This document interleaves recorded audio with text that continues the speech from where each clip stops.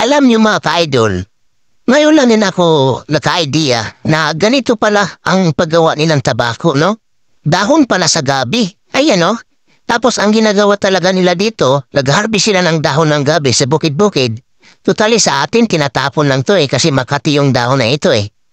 Tapos ang ginagawa dito mga ka-idol, tinatanggalan ito ng mga buto-buto. Yan o sa likod niya. Kaya pala nag-ubo-ubo yung mga tao dahil para sa gabi na po nangyari na. Tapos ginagayat-gayat ito, hiniwa-hiwa ng maliit-liit.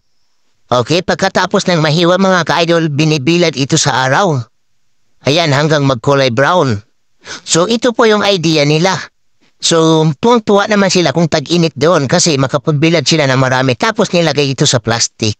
Ang purpose naman yan, bakit nilagay sa plastic? Para mangamoy talaga siyang tabako. Lako, nadaya na tayo nito.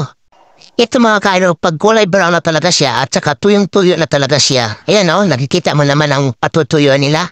Makalagay pa sa plastic. Ayan na, ang ginagawa dito kapag malutong na siya, pwedeng-pwede na ito ipaspon sa sigarilyo. Ayan o.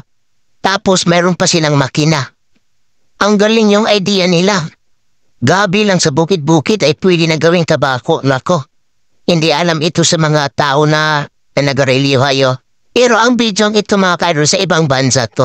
Pero hindi ko alam baka mamaya naka-import na to sa Pilipinas na po nangyari. Kaya pala inuubo-ubo yung mga tao. Tingnan mo yung makina, ang lupit na eh. Tsaka marami siyang nagagawa. Ang lupit yung idea nila mga kaidol. Ito naman yung finished product. Yan o. Pwede ka na magsigarilyo dyan habang nagkakape. Lako nangyari na. Siguro, hindi pa ito alam ng mga managarilyo hay. Hinan mo kasi ang ibang bansa gumagawa talaga ng paraan eh. Para makagawa ng sigarilyo.